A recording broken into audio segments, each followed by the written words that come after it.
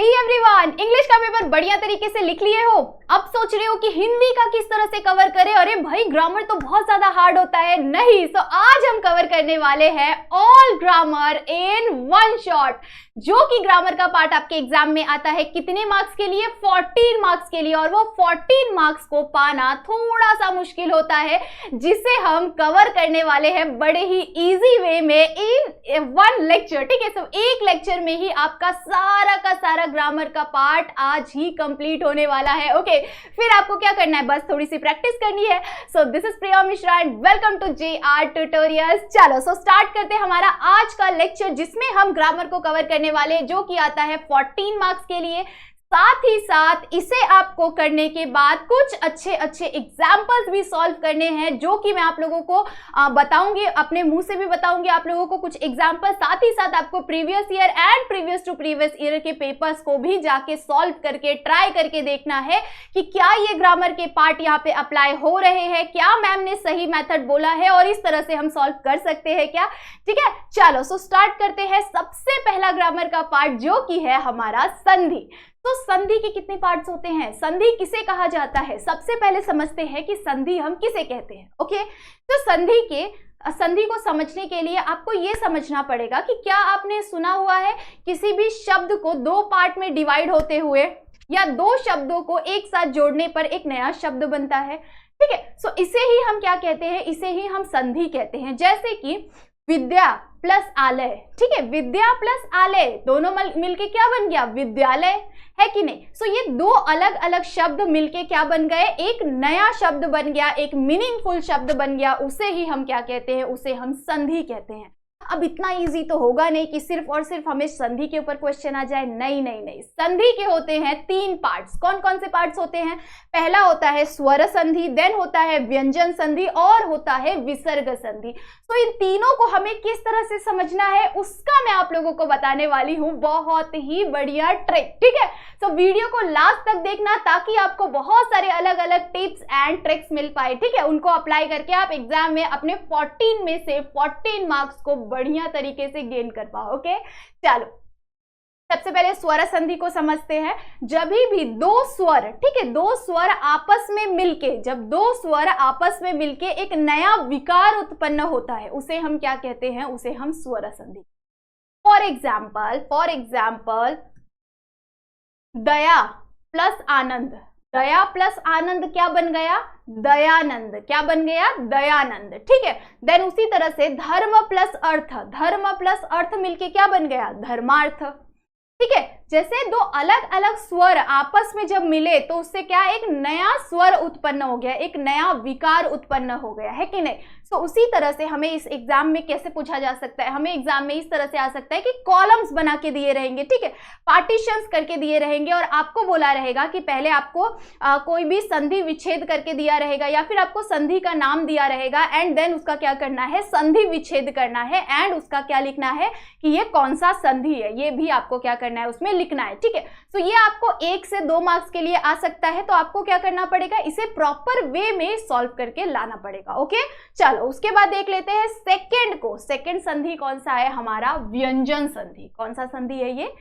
व्यंजन संधि। व्यंजन संधि को किस तरह से हम समझ सकते हैं? जब दो व्यंजन और स्वर, ठीक है, जब भी व्यंजन और स्वर आपस में मिलके एक नया शब्द उत्पन्न करते हैं, या फिर व्यंजन और व्यंजन आपस में मिलके एक नया शब्द उत्पन्न करते हैं, उसे हम क्या कहते हैं? उसे हम व्यंजन संधि कहते हैं। ठीक है, व्यंजन संधि को इजीली समझने का एक और तरीका है, जो कि है यहां पे।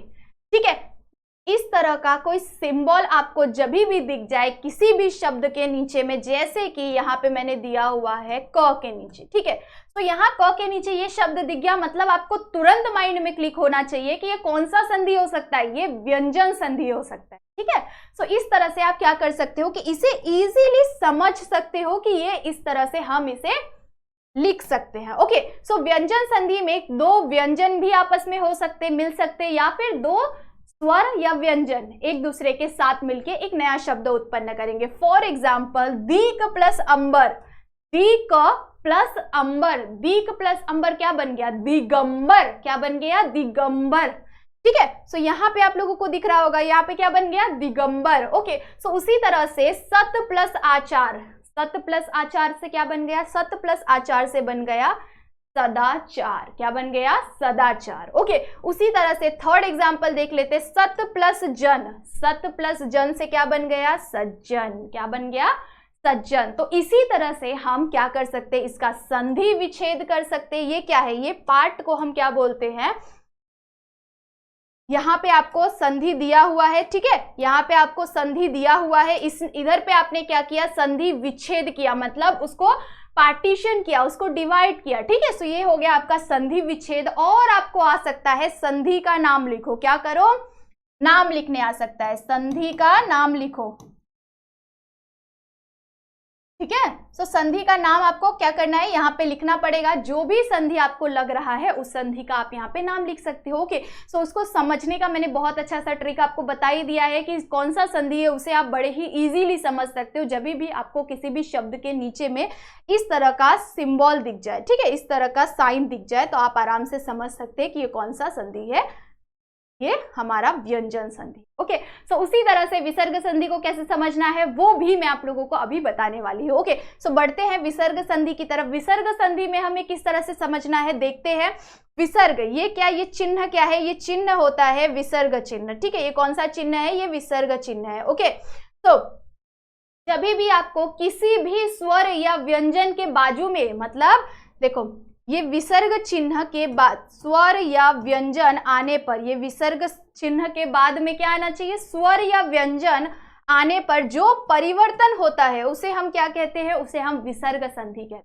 ओके, सो मतलब कि जब भी किसी भी शब्द, ठीक है, किसी भी स्वर वाले शब्द या व्यंजन वाले शब्द, इनके बाजू में आपको ये विसर्ग चिन्ह दिख जाए, ठीक है, ये चिन्ह दिख जाए, तो आपको क्या समझना है, कौन सा संधि है, ये विसर्ग संधि। ओके, चलो, सो यहाँ पे देख लेते हैं हम विसर्ग संधि के कुछ एग्जाम्पल्स को, जो कि है तप, डबल डॉट है यहाँ पे, ठीक है, तप, ये विसर्ग चिन्ह हो गया, प्लस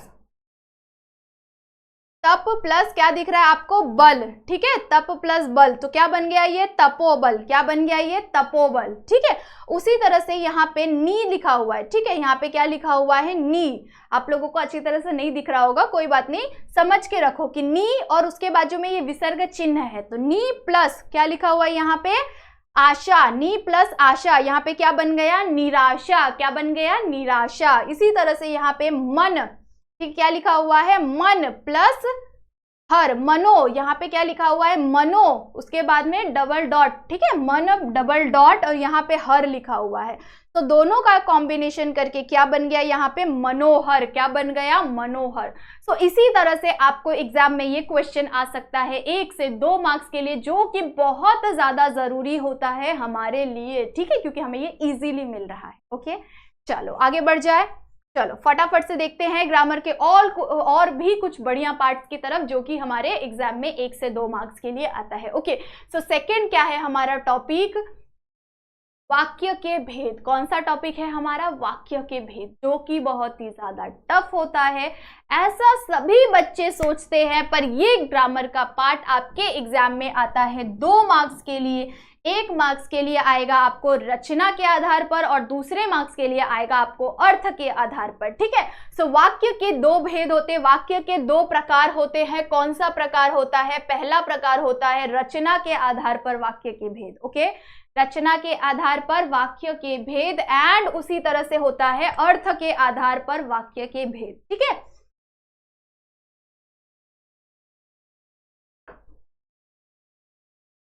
तो रचना के आधार पर वाक्य के भेद कितने होते हैं, रचना के आधार पर वाक्य के 3 प्रकार होते हैं। कौन कौन से प्रकार होते हैं, सरल वाक्य, मिश्र वाक्य और संयुक्त वाक्य। ठीक है, सरल वाक्य, संयुक्त वाक्य और मिश्र वाक्य, ये 3 प्रकार होते हैं। किसमें होते हैं, रचना के आधार पर 3 प्रकार होते हैं, उसी तरह से अर्थ के आधार पर 8 प्रकार होते हैं। ठीक है, 8 प्रकार होते हैं, इसे भी हम अच्छी तरह से देखने वाले हैं।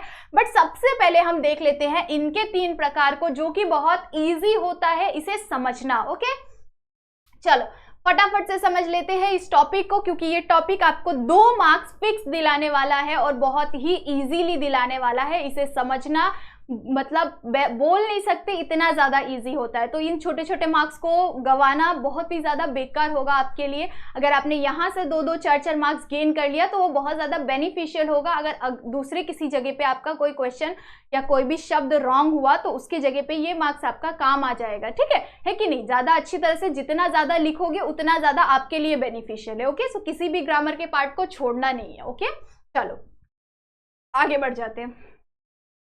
सरल वाक्य किस तरह से समझ सकते हैं?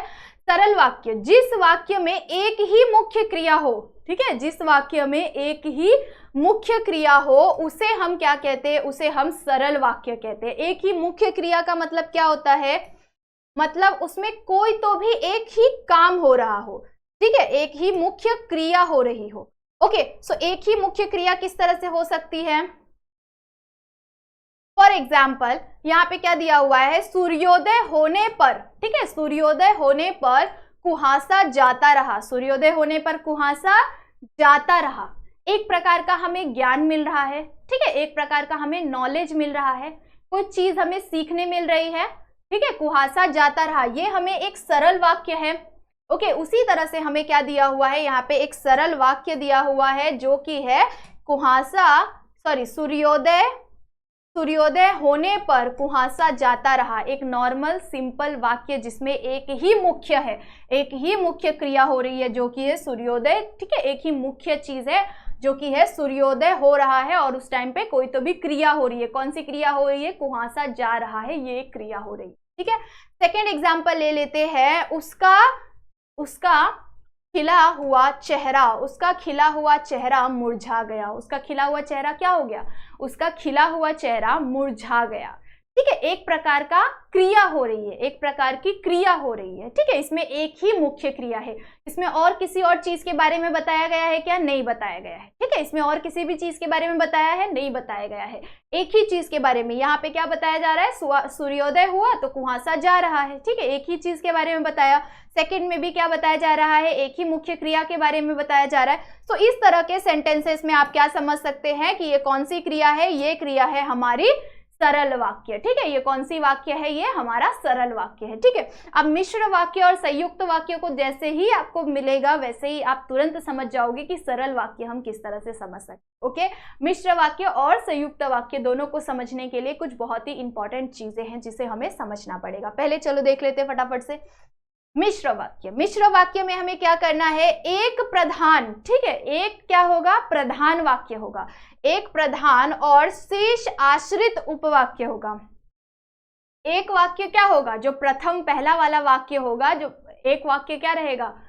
बहुत इंपॉर्टेंट रहेगा, ठीक है, प्रधान रहेगा, इंपॉर्टेंट रहेगा। और जो दूसरा सेंटेंस रहेगा वो क्या रहेगा? उस पर डिपेंडेंट रहेगा। ओके, दूसरा क्या रहेगा? उस पर डिपेंडेंट रहेगा। तो जब भी आपको इस तरह का वाक्य दिखे तो आप क्या समझ सकते हैं? ये कौन सा सेंटेंस है? ये है हमारा मिश्र वाक्य। कौन सा वाक्य? मिश्र वाक्य।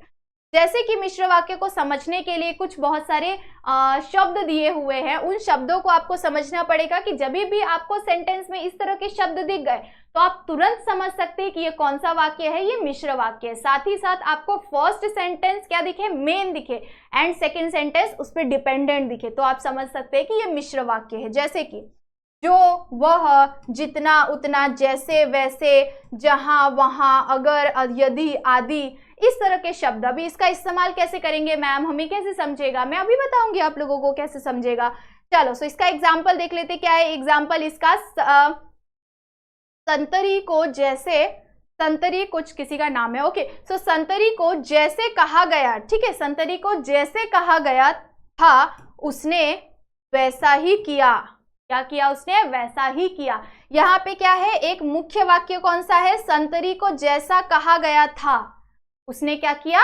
वैसा ही किया। उसने वैसा ही किया, ये क्या है? उस पर आश्रित है, उस पर डिपेंडेंट है कि नहीं? सो इस तरह का वाक्य जब भी आपको दिख जाए, इस तरह का जब भी आपको सेंटेंस दिख जाए तो आप क्या समझ सकते हैं कि ये कौन सा वाक्य है? ये मिश्र वाक्य है। ओके, चलो आगे देख लेते हैं। सेकंड देख लेते हैं। जितना काम करोगे उतना ही पैसा मिलेगा। जितना काम करोगे उतना ही पैसा मिलेगा। जितना पढ़ाई करोगे उतना ही मार्क्स मिलेगा, है कि नहीं?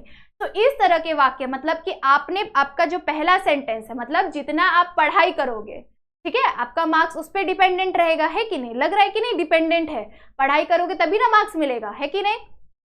तो इस तरह से ही हमें समझना है कि प्रथम वाक्य क्या रहेगा, मेन रहेगा, और दूसरा वाक्य उस पर डिपेंडेंट रहेगा, उस पर आश्रित रहेगा। तो आप समझ सकते हो कि ये कौन सा वाक्य है, ये मिश्र वाक्य है। ओके, चलो, आई होप सो सभी बच्चों को बढ़िया तरीके से समझ रहा होगा। और अगर नहीं समझ रहा है, किसी भी प्रकार का डाउट है आप सभी को, तो आप मुझे इंस्टा पे मैसेज कर सकते हैं अगर आपको स्टडी रिलेटेड कोई भी डाउट है तो। ओके, चलो आगे बढ़ जाते हैं। अब हम लास्ट देखेंगे संयुक्त वाक्य। संयुक्त वाक्य क्या होता है? संयुक्त वाक्य जब दो अलग अलग सरल वाक्यों को, ठीक है, दो अलग अलग सिंपल सेंटेंसेस को अपने आप में कंप्लीट, दो अलग अलग सेंटेंसेस को जोड़ने के लिए हम किसी भी शब्द का इस्तेमाल करते हैं। जोड़ने के लिए कुछ पर्टिकुलर शब्द है, जैसे कि और, तथा, यदि, किंतु, परंतु, इस तरह के कुछ अलग अलग शब्द है, उनका इस्तेमाल करते हैं दो सरल वाक्यों के बीच में, तो उसे ही हम क्या कहते हैं? उसे हम संयुक्त वाक्य। ठीक है, संयुक्त का मतलब क्या होता है? जुड़ा हुआ, है कि नहीं? संयुक्त का मतलब क्या होता है? जुड़ा हुआ। तो जब भी आपको दो सेंटेंसेस आपस में जुड़े हुए लगे, मतलब उनको बीच में कोई संयुक्त वाला शब्द दिया है, ठीक है, कोई शब्द दिया हुआ है, उससे दो सरल वाक्यों को जोड़ा गया है, जुड़ा हुआ दो सरल वाक्य लगे, तो क्या समझना है कौन सा वाक्य है? ये संयुक्त वाक्य है। ओके, चलो देख लेते हैं। यहाँ पे दो या दो से अधिक सरल वाक्य, ठीक है, समुच्चय बोधक से जुड़े हुए होते हैं, उसे हम क्या कहते हैं? संयुक्त वाक्य कहते हैं। ओके, चलो इसके कुछ एक शब्द देख लेते हैं, जो कि है और। ये क्या है? और, परंतु, तथा, यदि, फिर भी, किंतु, पर, तो, नहीं तो, लेकिन, इस तरह के कुछ शब्द है जो कि आपको दो सरल वाक्यों के बीच में दिखाई देंगे। ठीक है, तो दो सरल वाक्यों में अगर इस तरह के शब्द दिखेंगे तो आपको क्या समझना है कौन सा वाक्य है? ये संयुक्त वाक्य है। ओके, चलो सो यहाँ पे देख लेते हैं कुछ एग्जांपल्स को, जो कि है हेमंत ऋतु बीत गई। ठीक है, हेमंत ऋतु बीत गई, ये क्या हो गया? हमारा एक सरल वाक्य हो गया। कौन सा वाक्य हो गया? ये एक सरल वाक्य हो गया, ये एक सरल वाक्य हो गया। उसके बाद तथा वर्षात ऋतु आ गई, वर्षात ऋतु आ गई, ये दूसरा सरल वाक्य है। ठीक है, कौन सा बीत गया? पहला वाक्य क्या है हमारा? हेमंत ऋतु बीत गया, मतलब ठंडी का मौसम बीत गया, तथा वर्षात ऋतु आ गई। ठीक है, वर्षात ऋतु आ गई। दोनों को जोड़ने के लिए जिस शब्द का इस्तेमाल किया गया है, यही क्या है? समुच्चय बोधक शब्द है, मतलब कि संयुक्त दो शब्दों को जोड़ने के लिए इस शब्द का इस्तेमाल किया जाता है, जिसे हम ऐसे सेंटेंसेस को हम क्या कहते हैं? ऐसे सेंटेंसेस को हम संयुक्त वाक्य कहते हैं। ठीक है, जो एक दूसरे से जुड़े हुए होते हैं। ठीक है, एक दूसरे मतलब दो अलग अलग सरल वाक्य एक दूसरे के साथ एक ही सेंटेंस में जुड़े हुए हो। ओके, चलो इसी तरह से कुछ और एग्जाम्पल्स को देख लेते हैं, जिससे हम आराम से समझ सकते हैं हमारे क्वेश्चन को। ओके, सेकंड क्या दिया हुआ है? मैंने पढ़ाई किया था, मैंने क्या किया था? पढ़ाई किया था, परंतु क्या हुआ? परंतु सफल न हो सका, सफल न हो सका। मैंने पढ़ाई किया था, ये क्या है? एक सरल वाक्य है। ठीक है, उसके बाद परंतु सफल नहीं हो पाया। परंतु क्या है? दो वाक्यों को, दो सरल वाक्यों को जोड़ने के लिए परंतु का इस्तेमाल किया गया, एंड उसके बाद लास्ट में क्या दिया हुआ है? सफल न हो सका, सफल न हो सका दूसरा सरल वाक्य है कि नहीं? सो बीच में जोड़ने के लिए इस शब्द का इस्तेमाल किया गया है, जो कि है परंतु, जो कि है परंतु। ओके, सो इस तरह से अगर आपको सेंटेंस में जब भी और, परंतु, किंतु, ठीक है, इस तरह के शब्द अगर आप लोगों को दिख जाए दो सरल वाक्यों को जोड़ने के लिए, तो आप समझ सकते हैं कि कौन सा वाक्य है ये वाक्य है संयुक्त। ओके, मिश्र वाक्य और संयुक्त वाक्य में कंफ्यूजन नहीं करना है, बिल्कुल भी कंफ्यूजन नहीं करना है। मिश्र वाक्य में क्या रहता है? पहले वाक्य पे दूसरा वाला वाक्य जो रहेगा वो डिपेंडेंट रहेगा, और संयुक्त वाक्य में क्या दिया रहता है? दो सरल वाक्य एक दूसरे से जुड़े हुए होते। ओके, और सरल वाक्य को समझना तो बहुत ज्यादा सिंपल है, सिंपल सेंटेंस रहेगा, कुछ नहीं रहेगा उसमें। ठीक है, तो आराम से समझ सकते। ओके, सो यहाँ पे हमारा सेकंड टॉपिक भी कवर हो रहा है। इसी के साथ हमने 3 मार्क्स के बारे में स्टडी कर लिया है। आगे आगे देखो बहुत सारे मार्क्स आपको मिलने वाले हैं। ओके, चलो आगे देख लेते हैं। अब हमें क्या करना है? अब हमारा जो हमने वही वाला टॉपिक है, उसी वाले टॉपिक में कौन सा वाक्य बच गया था आपका? हमने किसके बारे में देख लिया? रचना के आधार पर देख लिया। अब हमें किसके आधार पर देखना है? अर्थ के आधार पर। अर्थ के आधार पर कितने भेद है वाक्य के? अर्थ के आधार पर 8 भेद है। कितने भेद है? 8 भेद है। तो 8 भेद के बारे में हम अच्छी तरह से स्टडी करने वाले हैं, फटाफट से कर लेते हैं। ओके, अर्थ के आधार पर पहला क्या है? विधानार्थक वाक्य। विधानार्थक वाक्य मतलब एक सिंपल सेंटेंस। ओके, अब आपको एग्जाम में किस तरह से आएगा, आपको सेंटेंस में, क्वेश्चन में लिख के दिया रहेगा, अर्थ के आधार पर वाक्य के भेद लिखो। ठीक है, अर्थ के आधार पर वाक्य के भेद लिखो। उसके साथ साथ एक और क्वेश्चन आएगा, रचना के आधार पर वाक्य के भेद लिखो। दोनों में एक एक क्वेश्चन रहेगा, दोनों एक एक मार्क्स के लिए आएगा। ओके, सो ये पर्टिकुलर टॉपिक में आपको 2 मार्क्स मिल जाएगा, दोनों में एक एक मार्क्स कवर कर लोगे तो। ओके, रचना के आधार पर समझना बहुत ईजी है, साथ ही साथ अर्थ के आधार पर समझना तो उससे भी ज्यादा ईजी है।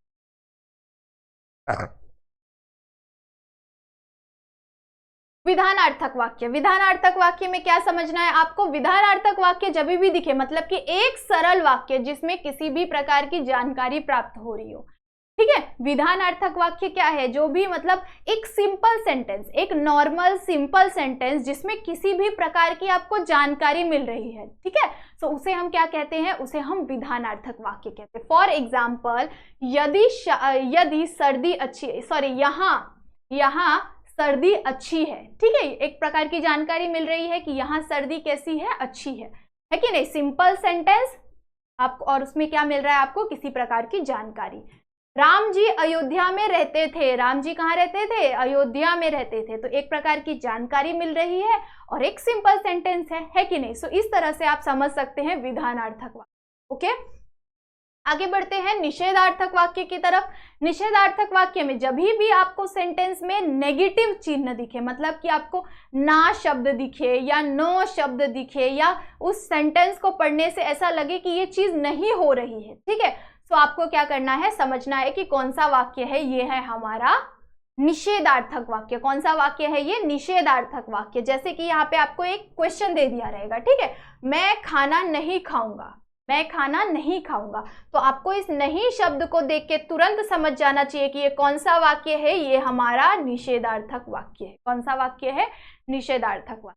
ओके, आपको इस तरह का सेंटेंस दिया रहेगा, उसके नीचे में आपको क्या करना है? लिखना है कि ये कौन सा वाक्य है। अगर नहीं शब्द रहेगा उसमें या नो शब्द रहेगा, ये सारे शब्द अगर आपको नेगेटिव वाले शब्द दिख जाए जो भी, तो आप समझ सकते हैं कौन सा वाक्य है ये हमारा निषेधार्थक वाक्य। ओके, सेकेंड एग्जाम्पल देख लेते हैं। किसान अपना ईमान नहीं बेचेगा। किसान अपना ईमान नहीं बेचेगा। ओके, सो यहाँ पे भी आ रहा है नहीं शब्द, मतलब यहाँ पे कौन सा वाक्य हो गया? निषेधार्थक वाक्य हो गया।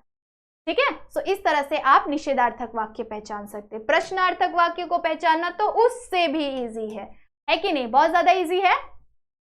प्रश्नार्थक वाक्य को कैसे पहचानोगे बच्चों? प्रश्नार्थक वाक्य को पहचानने के लिए सबसे मेन चीज क्या है? सेंटेंस के लास्ट में आपको क्वेश्चन मार्क रहेगा। ओके, सेंटेंस के लास्ट में क्या रहेगा? क्वेश्चन मार्क रहेगा। जैसे कि यहाँ पे आप लोगों को दिया, जब भी किसी भी प्रकार का प्रश्न पूछा जाए या फिर लास्ट में इस तरह का क्वेश्चन मार्क वाला चिन्ह हो, ठीक है, तो आप आराम से क्या समझ सकते हैं कौन सा वाक्य है? ये है हमारा प्रश्नार्थक वाक्य। ओके, सो पहला क्वेश्चन क्या दिया हुआ है? एग्जाम्पल क्या दिया हुआ है? क्या दादी आ गई? क्या दादी आ गई? तुम कौन सी कक्षा में पढ़ते हो? तुमने खाना खाया क्या? इस तरह के क्वेश्चंस दिखे आपको, जब भी लगे कि क्या, क्यों, किस लिए, इस तरह के कोई भी क्वेश्चन मार्क वाले शब्द दिखे तो आप आराम से समझ सकते। ओके, सेकंड क्या दिया हुआ है यहाँ पे? तुम हमारे घर चलोगे? तुम हमारे घर चलोगे? ये क्या पूछा जा रहा है? एक प्रकार का क्वेश्चन पूछा जा रहा है। ठीक है, सो इस तरह से आप समझ सकते हैं प्रश्नार्थक वाक्य को। ओके, चलो आगे बढ़ जाते हैं। आगे हमें क्या दिया हुआ है? कौन सा वाक्य दिया हुआ है? आगे हमें दिया हुआ है आज्ञार्थक वाक्य। कौन सा वाक्य? आज्ञार्थक वाक्य। आज्ञार्थक वाक्य किस तरह से समझोगे? जब भी किसी भी प्रकार की आज्ञा या प्रार्थना का बोध होता है तो हम क्या समझ सकते हैं? कौन सा वाक्य है ये? आज्ञार्थक वाक्य है। मतलब कोई ऑर्डर दे रहा हो आपको, ठीक है, किसी भी प्रकार का ऑर्डर दे रहा हो, जा मेरे लिए खाना लेके आ, जा एक गिलास पानी लेके आ, ठीक है, फैन ऑफ कर दे फटाफट, है कि नहीं? तो इस प्रकार के आपको किसी भी प्रकार की आज्ञा दी जा रही हो, या फिर प्रार्थना, मतलब कि आपको प्लीज बोला जा रहा है, जैसे कि प्लीज मुझे एक गिलास पानी दे दो, ठीक है, एक प्रकार की विनंती की जा रही है, आपसे प्रार्थना की जा रही है, तो इस तरह से आप समझ सकते हैं आज्ञार्थक वाक्य। ओके, फर्स्ट एग्जाम्पल क्या दिया हुआ है यहाँ पे? जल्दी खाना दो, जल्दी से जल्दी खाना दो, फटाफट से।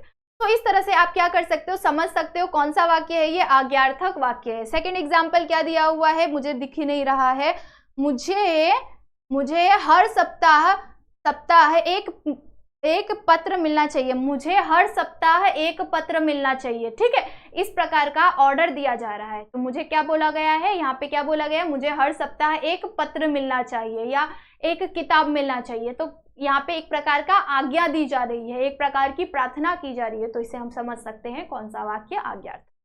ठीक है, चलो आगे बढ़ जाते हैं। आगे हमें क्या दिया हुआ है, इच्छावाचक वाक्य।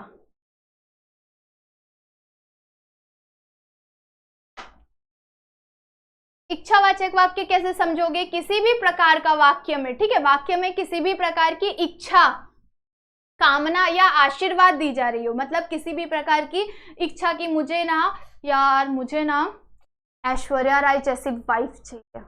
ठीक है, ये क्या है, ये आपकी इच्छा है। क्या है, आपकी इच्छा है। ठीक है, गर्ल्स की होती है ना, यार मुझे ना विक्की कौशल जैसा बॉयफ्रेंड चाहिए। ठीक है, सो इस तरह से क्या होता है कि हमारी इच्छा होती है किसी भी प्रकार की। अगर आपको इच्छा हो, यार मुझे तो इतना सुंदर बंगलो चाहिए, या फिर भगवान इसे ना हमेशा लंबी उम्र दे। ठीक है, जैसे मम्मी पापा हमारे लिए प्रे करते हैं, भगवान हमारे बच्चे ना हमारी भी उम्र ले ले, हमारी भी उम्र लेके लंबा जिए। ठीक है, सो इस प्रकार से क्या दिया जा रहा है, हमें किसी भी प्रकार का आशीर्वाद दिया जा रहा है, या हमारी किसी भी प्रकार की इच्छा हो। ठीक है, तो उसे हम क्या कहते हैं, इच्छावाचक वाक्य कहते हैं। ऐसे वाक्यों को हम इच्छावाचक वाक्य कहते हैं। ओके, चलो एग्जाम्पल देख लेते हैं। प्रभु आपकी कामना पूरी करे, प्रभु आप सभी की कामना पूरी करे। ये क्या है, ये एक प्रकार का आशीर्वाद है। ठीक है, ये एक प्रकार का आशीर्वाद है। तो इस तरह से आप क्या कर सकते हो, समझ सकते हो कि ये कौन सा वाक्य है, ये इच्छावाचक वाक्य है। सेकंड क्या दिया हुआ है, मुझे परीक्षा में प्रथम आना है। आप सभी की ये कामना होगी, आप सभी की ये इच्छा होगी ना, अभी पर्टिकुलर टाइम के लिए सभी का यही प्रे होगा, सभी की यही इच्छा होगी कि हे भगवान मुझे क्लास में फर्स्ट आना है। जो फर्स्ट आने वाले बच्चे हैं उनकी ये कामना होगी, या फिर जो एवरेज या एकदम बिलो एवरेज है वो सोच रहे होंगे कि हे भगवान बस पास कर देना प्लीज, प्लीज बस पास कर देना।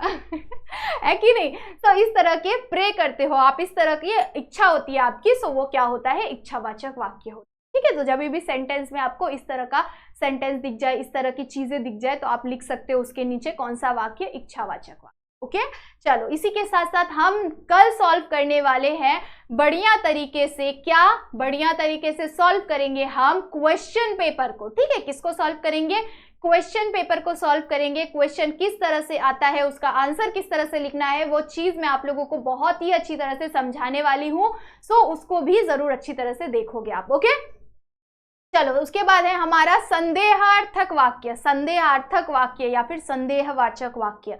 तो इसमें हमें किसी भी प्रकार की शंका लगे, ठीक है, किसी भी प्रकार का संदेह या शंका लगे। जैसे सीआईडी देखा है आप सभी ने, वो जो उसमें अभिमन्यु है वो क्या बोलता है, अभिमन्यु ही है ना, कुछ तो भी नाम है, वो क्या बोलते हैं, कुछ तो गड़बड़ है दया, कुछ तो गड़बड़ है कि नहीं। तो इस तरह का क्या है, वो एक प्रकार की शंका लगा रहे हैं, उनको किसी भी प्रकार का शंका होता है या संदेह होता है, शक होता है। ठीक है, सो इसे हम क्या कहते हैं, इस तरह के वाक्य को हम क्या कहते हैं, इस तरह के वाक्य को हम संदेहवार्थक वाक्य कहते हैं। ठीक है, जब भी आपको किसी भी सेंटेंस में इस तरह की चीजें दिख जाए। ठीक है, एग्जाम्पल देख लेते हैं।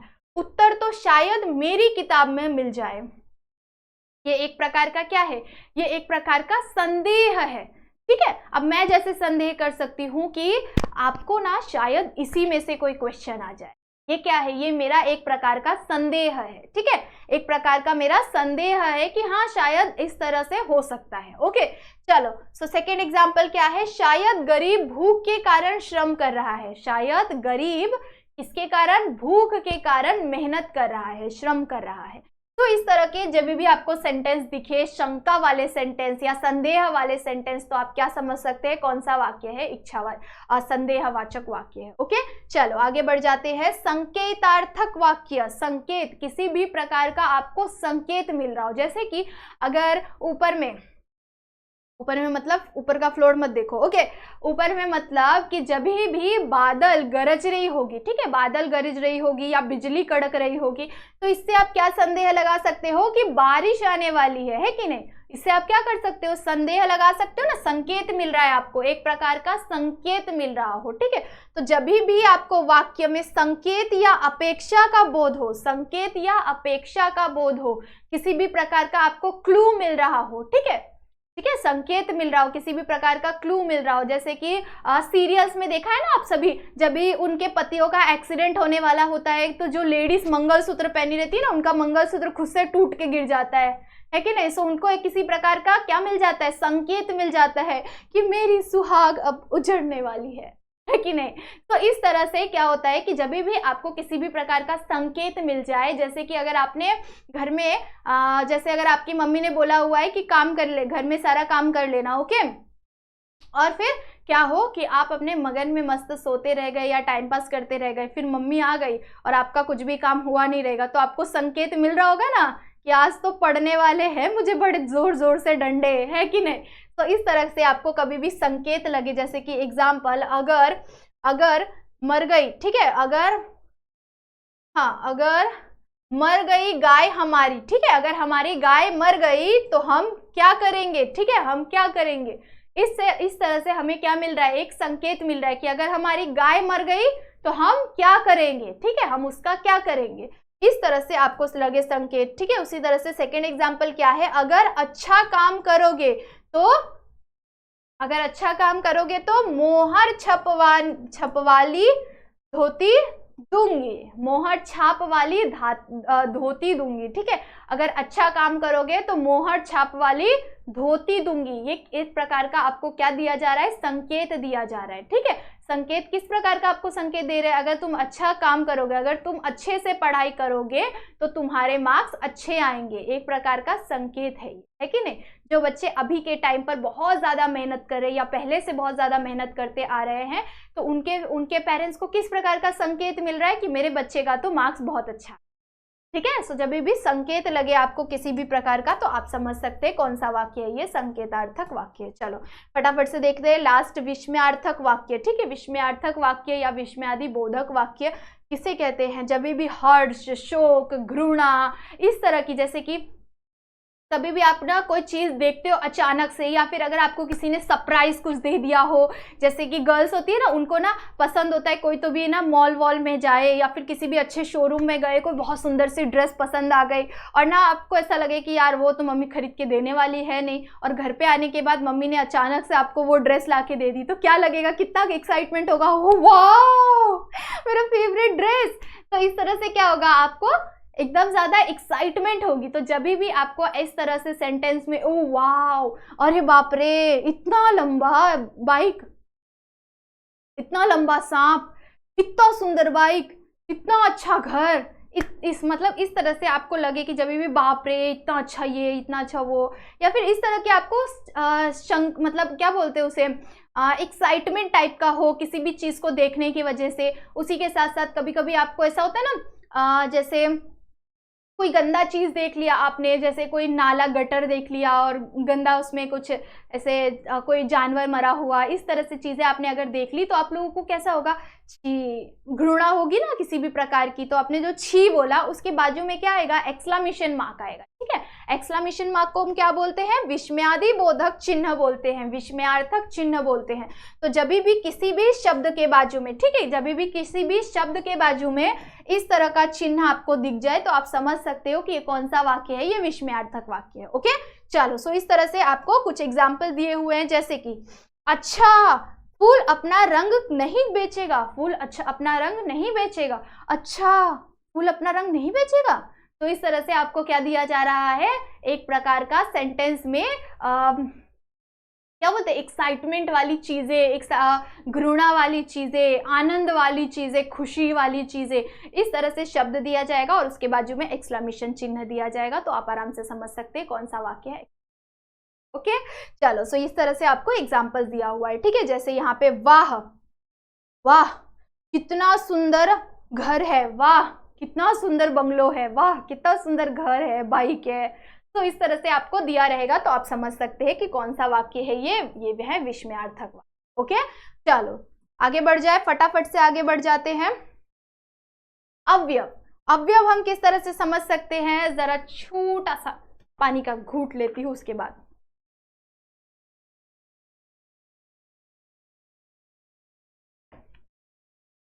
अवयव हमें कितने मार्क्स के लिए आता है, अवयव आपको 1 मार्क्स के लिए आएगा। आप किस तरह से इसे अवयव को लिख सकते हैं, तो जब भी अवयव को हमें क्या करना है, समझना है कि जब भी आपको ना इसे समझने के लिए कुछ शब्द दिए रहेंगे, ठीक है। सो आपको एग्जाम में किस तरह से आ सकता है, आपको कोई भी क्योंकि, इसलिए, उसलिए, वाह, पास, दूर, इस तरह के आपको कोई भी शब्द दिए रहेंगे और आपको क्या करना है, सेंटेंस क्रिएट करना है, ठीक है। सो इसमें कुछ भी इतना ज्यादा डिफिकल्ट है ही नहीं, ठीक है, इसमें कुछ भी ऐसा डिफिकल्ट चीज है ही नहीं। आपको बस क्या दिया रहेगा, आपको क्वेश्चन पढ़ना है, ठीक है, क्वेश्चन पढ़ना है, वहां पे लिखा रहेगा अवयव, ठीक है, अवयव वाला क्वेश्चन आप लोगों को आएगा, 1 मार्क्स के लिए रहेगा। उसमें 2 शब्द दिए रहेंगे, ठीक है, 2 शब्द दिए रहेंगे और उसमें आपको क्या करना है, किसी भी एक शब्द को चुन के आपको क्या करना है, सेंटेंस बनाना है। तो आपको एक नॉर्मल सिंपल सेंटेंस बनाना है, ठीक है। चलो यहाँ पे मैं दिखा देती हूँ आप लोगों को कि जैसे कौन कौन से शब्द आ सकते हैं, जब, तब, अभी, इधर, वहां, इधर, कब, क्यों, वाह, आह, ठीक, अरे, और, तथा, एवं, परंतु, किंतु, इसलिए, बल्कि, इस तरह के कोई भी शब्द आपको आ सकते हैं, ठीक है, इस तरह से कोई भी शब्द आपको आ सकते हैं और आपको क्या करना है, इससे सेंटेंस क्रिएट करना है। फॉर एग्जाम्पल अगर आपको आ गया और, ठीक है, फॉर एग्जाम्पल आपको आ गया और, तो आप क्या करोगे, मीरा ने खाना सूंघा और फिर उसकी ओर निराशा से देखने लगी। मीरा ने खाना सूंघा बट उसकी ओर निराशा से देखने लग गई। क्या करने लग गए, उसकी ओर, ठीक है, उसकी ओर निराशा से देखने लग गई। तो यहाँ पे और जो शब्द है यहाँ पे आ रहा है, ये और शब्द का आपने क्या किया, यहाँ पे उपयोग किया, ठीक है। सो इस तरह से आपको क्या करना है, जो भी शब्द दिया रहेगा उसे आप किसी भी सेंटेंस में उपयोग कर सकते हो। ओके, चलो सेकंड देख लेते हैं, साथ। अगर आपको साथ शब्द आ गया तो आप क्या लिख सकते हो आराम से, मैं पापा के साथ घूमने गई, सुमन पापा के साथ मुंबई घूमने गई, ठीक है। इस तरह से आपको बस साथ ये शब्द उसमें लाना है, ठीक है। उसी तरह से आपको इसलिए आ सकता है, मैं पढ़ाई नहीं की इसलिए मुझे मार्क्स अच्छे नहीं आए। आपने उपयोग कर लिया ना उस शब्द का, तो उसी तरह से आपको अवयव के क्वेश्चन आ सकते हैं। ओके, चलो आगे बढ़ जाते फटाफट से। अब हम देखेंगे शब्द भेद। शब्द भेद बहुत ही बड़ा वास्ट टॉपिक है। अब शब्द भेद को आपको क्या करना है, बस सिंपली समझ लेना है, संज्ञा, सर्वनाम, विशेषण, संज्ञा, सर्वनाम, विशेषण और क्रिया भी है, बट क्रिया के बेसिस पे क्वेश्चन ज्यादा नहीं आते हैं, 3 ही के ऊपर आएंगे, संज्ञा, सर्वनाम या विशेषण, इन तीनों में से ही आएंगे आपको। ओके, चलो, सो संज्ञा आ गया। संज्ञा के कितने प्रकार है, संज्ञा के 5 प्रकार है। कितने प्रकार है, 5 प्रकार है। अभी आपको अगर कोई भी संज्ञा का शब्द आ गया तो आपको क्या करना है, उस संज्ञा शब्द में से जो वो शब्द लिखा हुआ है वो कौन सी संज्ञा है आपको लिखना है, ठीक है, आपको कौन सी संज्ञा है वो लिखना है। अब इसका मैंने डीप लेक्चर वहां पे बना के रखा हुआ है हमारे JR ट्यूटोरियल के प्लेलिस्ट में, तो उसमें आपको जाना है। संज्ञा का, सर्वनाम का, विशेषण का, क्रिया का, चारों लेक्चर आप बढ़िया तरीके से देख सकते हैं, बट यहाँ पे मैं शॉर्ट में आप लोगों को समझाने वाली हूँ किस तरह से समझ। पहले देख लो यहाँ पे संज्ञा को आप किस तरह से समझ सकते हो। यहाँ पे आपको 5 टॉपिक दिए हुए हैं। संज्ञा का मतलब क्या होता है, संज्ञा मतलब नाउन होता है। तो जब भी आपको किसी भी प्रकार का नाम दिख जाए, किसी भी शहर का नाम दिख जाए, किसी भी जगह का नाम दिख जाए, तो वो नाम देखने के बाद आपको तुरंत समझना पड़ेगा कि ये, अब तो ये हमें तो पता चल गया कि ये कौन सी संज्ञा है, ये हमारा संज्ञा है, ठीक है। आपको तुरंत पता चल जाएगा कि ये क्या है, संज्ञा है। अब संज्ञा समझ में आ गया तो समझना क्या है, कौन सी संज्ञा है, कौन सी संज्ञा है।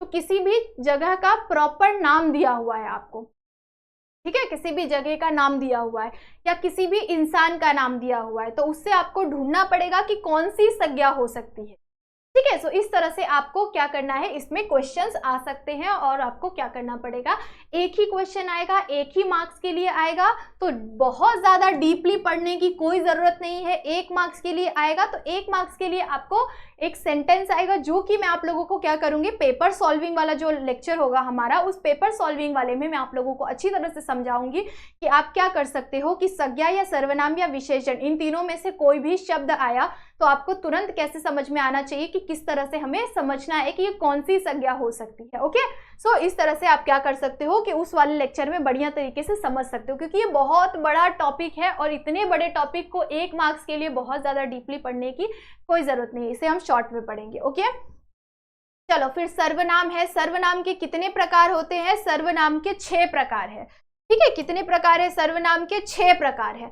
देन आपको क्या समझना है, सर्वनाम में जब भी आपको सर्वनाम आएगा तो सर्वनाम में आपको किस चीज का उपयोग किया जाएगा? उसने, कोई, आप, मैं, वह, ये, यह, वो, ये, यह, जो, कौन, इस तरह के शब्द अगर आप लोगों को किसी भी सेंटेंस में दिख जाए तो आप समझ सकते हैं कि यहाँ पे किसका उपयोग किया गया है, यहाँ पे सर्वनाम का उपयोग किया गया है। ठीक है, नाम के जगह पे जब भी इन शब्दों का इस्तेमाल किया जाए तो आप क्या समझ सकते हो, यहाँ पे सर्वनाम है। ठीक है, क्या है? सर्वनाम है। अब ये कौन सा सर्वनाम है, इसे समझना कैसे है वो मैं उस लेक्चर में आपको बताऊंगी। ओके, विशेषण। विशेषण में किसे समझना है? विशेषण के कितने प्रकार होते हैं? 4 प्रकार होते हैं। ठीक है, विशेषण के भी 4 प्रकार होते हैं। विशेषण मतलब खूबी, किसी भी चीज की खूबी, सुंदरता के बारे में या उसकी गंदगी के बारे में या किसी भी चीज के बारे में बताया गया हो, उसके गुण के बारे में या उसके दोष के बारे में, उसके अमाउंट के बारे में। ठीक है, उसकी विशेषता जब भी बताई जाए तो आप समझ सकते हैं कि ये इसमें हमें क्या दिया हुआ है, विशेषण दिया हुआ है। कौन सा विशेषण है वो नेक्स्ट लेक्चर में समझेंगे। ओके, चलो, सो इस तरह से आपका शब्द भेद का यहाँ पे कवर हो रहा है। 1 मार्क्स के लिए आपको ये आ सकता है। चलो आगे देख लेते हैं।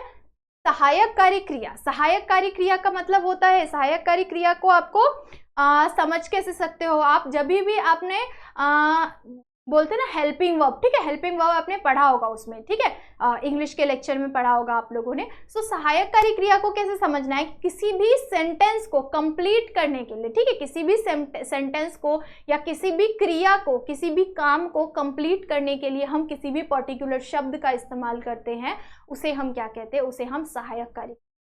जैसे कि ये क्रिया के विशेष भाव को दर्शाता है, ये क्रिया के विशेष भाव को दर्शाता है। ओके, फॉर एग्जाम्पल, बच्चे मिट्टी में खेलने लगे। बच्चे मिट्टी में क्या करने लग गए? खेलने लग गए। तो आपको क्या करना है कि इसका आपको सहायक कार्य क्रिया भी लिखना है कि इसमें आपको सहायक कार्य क्रिया क्या दिया हुआ है। ठीक है, सहायक कार्य क्रिया क्या दिया हुआ है वो भी लिखना है। एंड देन क्या लिखना है आपको? इसका मूल रूप। क्या करना है आपको? इसका मूल रूप भी लिखना है। जैसे कि देखो, सबसे पहले सहायक क्रिया को जरा एक बार डेफिनेशन के साथ समझ लो। जो क्रियाएं कुछ विशेष भाव व्यक्त करने के लिए मुख्य क्रियाओं की सहायता लेती है, मतलब जो भी सेंटेंस किसी भी प्रकार का भाव व्यक्त करने के लिए किसी विशेष शब्द का इस्तेमाल करती है अपने सेंटेंस को कंप्लीट करने के लिए, उस सेंटेंस को क्रिया को हेल्प करने के लिए जब भी किसी भी शब्द का इस्तेमाल किया जाता है उसे हम क्या कहते हैं? सहायक कार्य। ओके, ये क्रिया क्या करती है? विशेष भाव प्रकट करती है। जैसे कि बच्चे रेत में खेलने लगे। ठीक है, बच्चे रेत में खेलने लगे, इसमें सहायक कार्य क्रिया क्या है? खेलने लगे। खेलने लगे क्या है? हमारी सहायक कार्य क्रिया है। ठीक है, ये क्या है? इसका हेल्प कर रही है। खेलना क्या है? एक क्रिया है। तो इस क्रिया को कंप्लीट करने के लिए कौन हेल्प कर रहा है? लगे ये जो शब्द है वो क्या कर रहा है? उसको हेल्प कर रहा है। क्या कंप्लीट करने के लिए? क्रिया को कंप्लीट करने के लिए। ओके, सो इसका आपको डीप लेक्चर भी जरूर से मिल जाएगा। आप लोग अगर सर्च करोगे JR ट्यूटोरियल के प्लेलिस्ट में जाके आपने हिंदी ग्रामर और राइटिंग स्किल का प्लेलिस्ट ढूंढा, उसमें आपको सहायक कार्य क्रिया और प्रेरणार्थक क्रिया ये दोनों आपको एक ही लेक्चर में मिल जाएगा। तो सभी बच्चे वहां पे जाके अच्छी तरह से देख सकते। ओके, यहाँ भी आप समझ सकते। चलो, तो बच्चे रेत में खेलने लगे क्या बन गया? खेलने लगे हो गया हमारा सहायक कार्य क्रिया। इसका मूल रूप क्या हो गया? मूल रूप जो ये लगे है, लगे शब्द का मूल रूप क्या हो गया? लगना। क्या हो गया? मूल रूप लगना। ओके, सहायक कार्य की क्रिया क्या है? ये हमारा लगे क्या है? हमारी सहायक कार्य क्रिया, जो कि सेंटेंस को मीनिंगफुल बनाने के लिए, क्रिया को कंप्लीट करने के लिए, इस क्रिया को, खेलने वाले क्रिया को कंप्लीट करने के लिए लगे शब्द का इस्तेमाल कर रहे हैं। और ये शब्द का हम मूल रूप किस तरह से लिख सकते हैं? नीचे में आप लिखोगे मूल रूप और ये यहाँ पे आप लगना, इस तरह से लिख सकते हो। ओके, जब भी आपको क्वेश्चन आएगा तो आपको सहायकारी क्रिया भी लिखनी है और उसका मूल रूप भी। सेकेंड एग्जाम्पल देख लेते हैं, लक्ष्मी को बेच दो, लक्ष्मी को बेच दो। तो यहाँ पे सॉरी, लक्ष्मी को बेच दो, तो लक्ष्मी को बेच दो में यहाँ पे क्या आ रहा है, बेच दो क्या है, बेचने को चीज, ये जो क्रिया है, बेचना क्या है, ये क्रिया है, ठीक है, बेचना क्या है, ये क्रिया है। सो इसको हेल्प कौन कर रहा है, दो, दो क्या कर रहा है, हेल्प कर रहा है, ठीक है। दो का मतलब क्या होता है, देना, ठीक है। सो बेच देना जैसे होता है ना, सो उसी तरह से बेच दो, दो क्या हो रहा है, ये इसे हेल्प कर रहा है, इस क्रिया को करने के लिए ये हेल्प कर रहा है, कंप्लीट करने के लिए, मीनिंगफुल बनाने के लिए हेल्प कर रहा है। तो हम लोग सहायककारी क्रिया में क्या लिखेंगे, दो लिखेंगे। दो क्या है, सहायककारी क्रिया है, दो क्या है हमारा, सहायककारी क्रिया है। एंड उसका मूल रूप क्या है, इसका मूल रूप है देना, ठीक है। दो का मूल रूप क्या हो जाएगा, देना। लो का मूल रूप क्या हो जाएगा, लेना। जैसे यहाँ पे और क्या दिया हुआ है, लगे, ठीक है, लगे। तो लगे का मूल रूप क्या हो जाएगा, लगना। किए, किए का मूल रूप क्या हो जाएगा, करना, है कि नहीं। सो इस तरह से आपको क्या करना है, मूल रूप उसका लिखना है। ओके, चलो अब इसके नेक्स्ट में समझते हैं प्रेरणार्थक क्रिया को, ठीक है। प्रेरणार्थक क्रिया को समझना सबसे ज्यादा इजी है बच्चों, सो इसको आपको बिल्कुल भी स्किप नहीं करना है। सहायककारी क्रिया भी आपको 1 मार्क्स के लिए आएगा और प्रेरणार्थक क्रिया भी आपको 1 मार्क्स के लिए आएगा। तो ये दोनों क्या करती है, 2 मार्क्स कंटेन करती है। सहायककारी क्रिया भी 1 मार्क्स कंटेन करती है, प्रेरणार्थक क्रिया भी 1 मार्क्स कंटेन करती है। तो आपको 2 मार्क्स बड़े ही इजीली मिल जाएगा। ओके, प्रेरणार्थक क्रिया में आपको किस तरह से दिया रहेगा, कोई भी मूल शब्द दिया रहेगा, ठीक है, मूल धातु दिया रहेगा। एंड आपको क्या करना है, उसका प्रथम प्रेरणार्थक और द्वितीय प्रेरणार्थक बनाना है। अब आपको समझ में नहीं आता होगा कि प्रथम प्रेरणार्थक किस तरह से बना है और द्वितीय प्रेरणार्थक किस तरह से बना है, बहुत इजी है, मैं इसका ट्रिक बताऊंगी आप लोगों को किस तरह से बना। चलो, अब यहाँ पे आपको क्या दिया हुआ है, पहला शब्द आपको क्या दिया हुआ है, यहाँ पे दिया हुआ है देखना। क्या दिया हुआ है, देखना। तो अब देखना का हम प्रथम प्रेरणार्थक किस तरह से बनाएंगे, देखना में आपको आ की मात्रा जोड़नी है, ठीक है, आना, ठीक है। आपको यहाँ पे क्या जोड़ना है, आ की मात्रा जोड़नी, आ की मात्रा, और यहाँ पे वा, ठीक है। यहाँ पे आपको आना आना चाहिए और यहाँ पे आपको वाना आना चाहिए,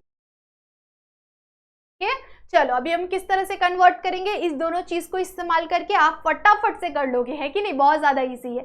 देखना, तो देखना में अगर आ की मात्रा जोड़ दी तो हमने क्या बन जाएगा, यहाँ पे देखाना, क्या बन जाएगा, देखाना।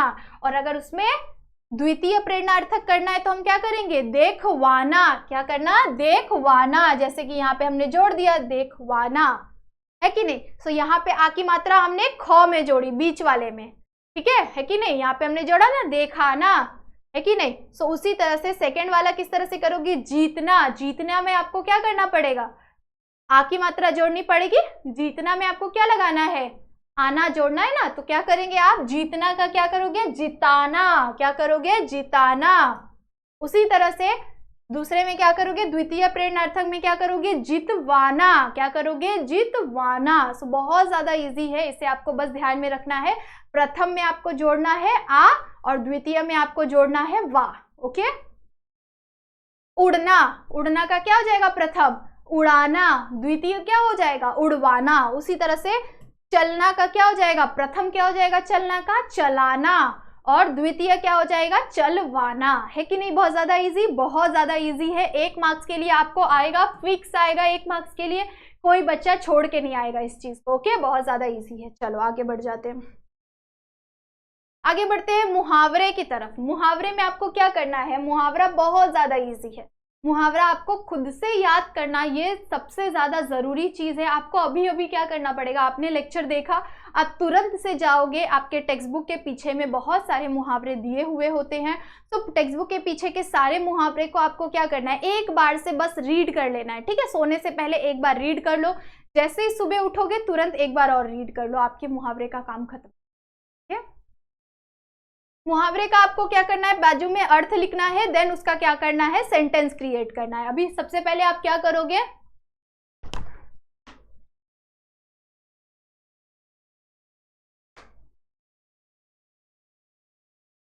हाथ थामना, ठीक है, हाथ थामना, हाथ थामने का अर्थ क्या हो जाएगा आपका सहारा देना। हाथ थामने का अर्थ क्या हो जाएगा सहारा देना। इसका वाक्य में कैसे कन्वर्ट करोगे, अब जब भी आप वाक्य में कन्वर्ट करोगे तो यहाँ पे अर्थ में जो भी आपने लिखा है ना उसका इस्तेमाल नहीं करोगे, उसका इस्तेमाल नहीं करोगे। आप किसका इस्तेमाल करोगे, यहाँ पे जो आपको मुहावरा दिया हुआ है इस चीज का आप इस्तेमाल करोगे अपने सेंटेंस में। जैसे कि अगर हाथ थामना इसका आपको सेंटेंस क्रिएट करना है तो क्या करोगे, आप लिख सकते हो राजा ने प्रजा का हाथ थामा, मतलब कि राजा ने प्रजा को सहारा दिया, ठीक है, सहारा दिया ना, तो उसे हम कैसे लिख सकते हैं, राजा ने प्रजा का हाथ थामा, ठीक है। सो इस तरह से आप क्या कर सकते हो, सेंटेंस क्रिएट कर सकते हो। आंख में धूल झोंकना, हाँ, आंखें धूल जाना, धूप खुल जाना, सॉरी यहाँ पे मैं धूप पढ़ रही थी, आंखें खुल जाना, ठीक है। आंखें खुल जाने का क्या हो जाएगा, सच्चाई का पता लग जाना, ठीक है, सच्चाई का पता लग जाना, ये इसका अर्थ हो गया, आंखें खुल जाना, सच्चाई का पता लग जाना। अब सेंटेंस क्रिएट करेंगे, किस तरह से सेंटेंस क्रिएट करेंगे, आंखें खुल जाना, किसी की आंखें खुल गई, ठीक है, मतलब कि किसी को किसी चीज की बात सच्चाई पता चल गई। माँ ने मुझे एक दिन थप्पड़ मारा था चोरी करने की वजह से, परंतु माँ की आंखें खुल गई, मतलब कि माँ को पता चल गया कि तुम गलत नहीं थे, ठीक है। सो इस तरह से आप क्या कर सकते हो, सेंटेंस क्रिएट कर सकते हो। ओके, चलो आगे बढ़ जाते हैं तीसरे की तरफ, जो कि है तैश में आना। तैश में आना मतलब क्या हो जाएगा, जोश में आना, ठीक है, बहुत ज्यादा जोश में आना। ओके, सो नए बिजनेस को शुरू करते टाइम मनोहर तैश में आ गया, मतलब जोश में आ गया। ओके, सो फोर्थ देख लेते हैं, टांग अड़ाना। टांग अड़ाना जैसे बहुत लोगों की आदत होती है ना, लोगों के काम में बीच में घुस जाना, इसी तरह से कार्य में बाधा डालना, ठीक है, टांग अड़ाना, कार्य में बाधा डालना, इसका आपको क्या करना है, सेंटेंस क्रिएट। पांचवा क्या है, निजात पाना। निजात पाने का अर्थ क्या हो गया, मुक्त होना। निजात पाने का अर्थ क्या हो गया, मुक्त होना। ओके, सो आपको क्या करना है, सेंटेंस क्रिएट।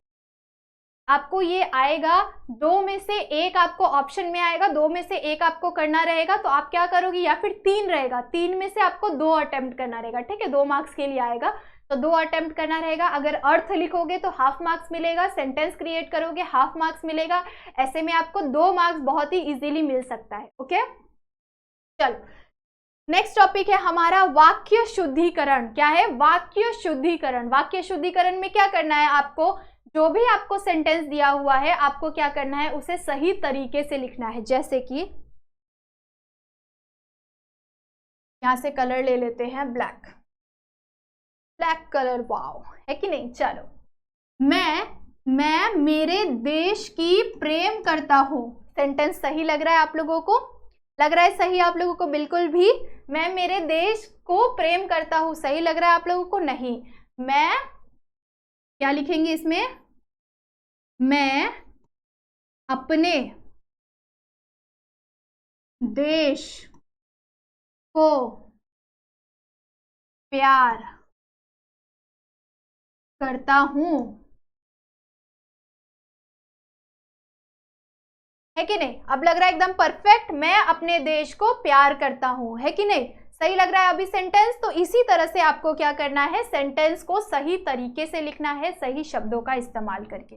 चलो आगे बढ़ जाए, सेकंड देख लेते हैं, तुम तुम्हारे घर जाओ। तुम तुम्हारे घर जाओ, क्या ये पढ़ के सही लग रहा है, नहीं लग रहा है ना, तो आपको क्या करना है, आपको यहाँ पे सही करना है। तो सेंटेंस को आप सही किस तरह से करोगे, तुम अपने घर जाओ, तुम अपने घर जाओ।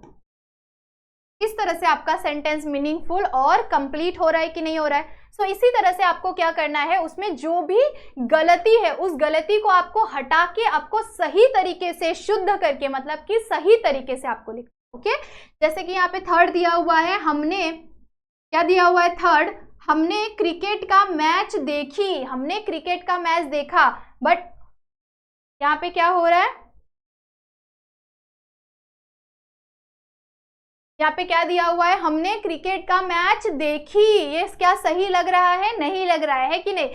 तो यहाँ पे आप क्या कर सकते हो, आप लोग यहाँ पे इस एरर को क्लीन कर सकते हो, इस एरर को आप सही कर सकते हो। हमने क्रिकेट का मैच, हमने क्रिकेट का मैच देखा। हमने क्या किया, हमने क्रिकेट का मैच देखा। इस तरह से आप क्या कर सकते हो, सेंटेंस रीराइट कर सकते हो, दोबारा से लिख सकते हो। चलो फोर्थ यहाँ पे क्या दिया हुआ है, मैं अपने टांगों के ओर देखता हूँ। मैं अपनी टांगों की ओर देखता हूँ। मैं अपनी टांगों की ओर देखता हूँ। टांगों यहाँ पे की आ जाएगा, अपनी यहाँ पे नी आ जाएगा,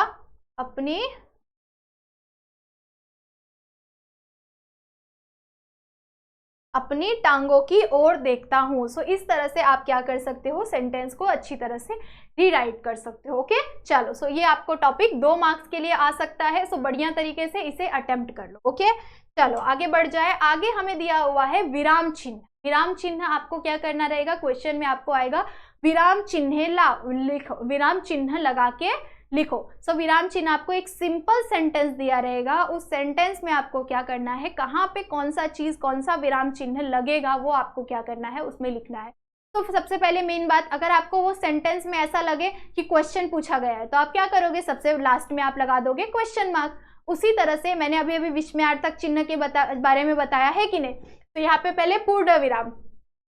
हर एक सिंपल सेंटेंस जब भी क्वेश्चन ना पूछा जाए, उन सभी क्वेश्चन मतलब क्वेश्चन मार्क वाला जो भी सेंटेंस होता है, जब भी क्वेश्चन पूछा जाता है, उस सेंटेंस के अलावा जितने सेंटेंस होते हैं सभी को कंप्लीट करने के लिए हम पूर्ण विराम का इस्तेमाल करते हैं। ओके उसके बाद क्या है, अल्प विराम। अल्प विराम मतलब कि कॉमा। जब भी आपको इस तरह से बहुत सारी चीजें दी हुई है, आम, केला, ठीक है, संतरा,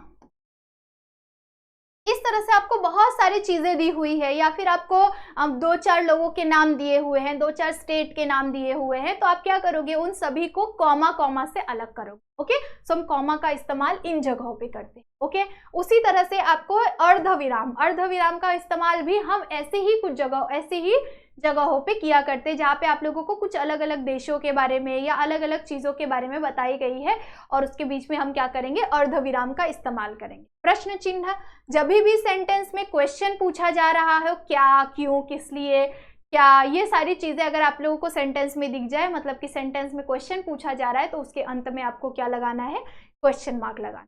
ठीक है। योजक चिन्ह मतलब कि जैसे राम श्याम,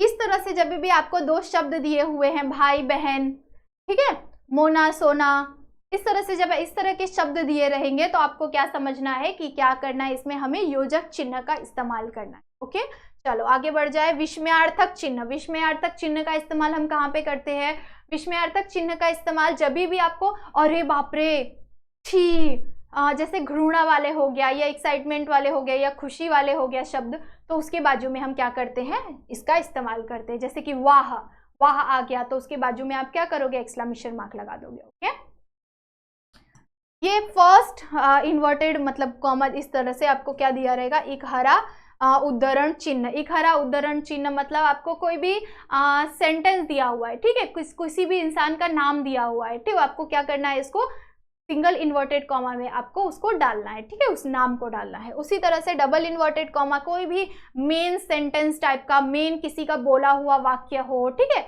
ऐसे जागो ग्राहक जागो, है कि नहीं। तो इस तरह से आपको कोई भी मेन चीज या किसी भी नेता ने इस तरह से बोली हुई कोई चीज हो, तो वो आपको दिया हुआ रहेगा, तो आप क्या समझ सकते हो कि आपको इसका ये डालना है। ओके उसी तरह से इसका क्या है, विवरण चिन्ह का आप इस्तेमाल कहाँ पे कर सकते हो, जहाँ पे भी आपको ना सेंटेंस में जैसे निम्नलिखित नियम, ठीक है, इस तरह से आपको दिया हुआ है, तो उसके बाजू में आप क्या करोगे, उसके बाजू में आप इस चिन्ह का इस्तेमाल करोगे, एंड देन उसके नीचे जो अलग अलग चीजें दी हुई रहेगी, लिस्ट टाइप का दिया हुआ रहेगा। ठीक है चलो सो और ब्रैकेट का इस्तेमाल जब कोई भी पर्टिकुलर चीजें दी हुई है, तो उसको आपको क्या करना है, ब्रैकेट के अंदर डाल। ओके सो इस तरह से आप इन विराम चिन्हों का इस्तेमाल कर सकते हैं अपने सेंटेंस। ओके चलो, और इसी के साथ साथ हम क्या करेंगे, हम सॉल्व भी करने वाले हैं। ओके हम सॉल्व भी करने वाले हैं क्वेश्चन पेपर को। तो जब भी हम क्वेश्चन पेपर को सॉल्व करेंगे तो हमें तुरंत खुद ब खुद समझ में आ जाएगा कि हम किस तरह से कौन से चीज को, कौन से विराम चिन्ह को कहाँ पे इस्तेमाल कर सकते हैं। ओके कौन से वाक्य को किस तरह से शुद्ध करना है, कहाँ पे कौन सी चीज को रीराइट करना है, वो हमें खुद ब खुद समझ आ जाएगा जब क्वेश्चन पेपर हमारे पास आएगा, जब हम क्वेश्चन पेपर को सामने सॉल्व करेंगे। ओके तो सभी को लाइव सेशन में अटेंड करना है और मैं वहां पे आप लोगों को पेपर बढ़िया तरीके से सॉल्व करवानी। ओके आई होप सो सभी बच्चों का यहाँ पे 14 मार्क्स क्लियर हो रहा होगा। और अगर अभी भी आप लोगों को किसी भी टॉपिक में डाउट है तो प्लीज से मुझे आराम से आप कमेंट भी कर सकते हो, इंस्टा पे मैसेज भी कर सकते हो। साथ ही साथ आप लोगों को JR ट्यूटोरियल के प्लेलिस्ट में सारे ग्रामर के टॉपिक हो गए, जितने भी ग्रामर के टॉपिक है सारे ग्रामर के टॉपिक को डीपली एक्सप्लेन किया हुआ लेक्चर अवेलेबल है। तो सभी बच्चे जाके वहां पे डीपली सारे ग्रामर और राइटिंग स्किल को पढ़ सकते हैं। ओके सो इसके बाद एक और लेक्चर आएगा जिसमें हम पूरे राइटिंग स्किल के पार्ट को डिस्कस करेंगे in one shot. Okay so be prepare for your exam, your next lecture. Okay चलो सो आई होप सो सभी बच्चे बहुत अच्छी तरह से समझे होंगे। और अगर समझा तो क्या करना है, वीडियो को लाइक करना है, अपने सारे दोस्तों को जल्दी से जल्दी शेयर करो ताकि उन्हें भी पता चले कि एक लेक्चर में हमने 14 मार्क्स को बढ़िया तरीके से कवर कर लिया है। ओके चलो सो तब तक के लिए बाय बाय, मिलते हैं नेक्स्ट लेक्चर में।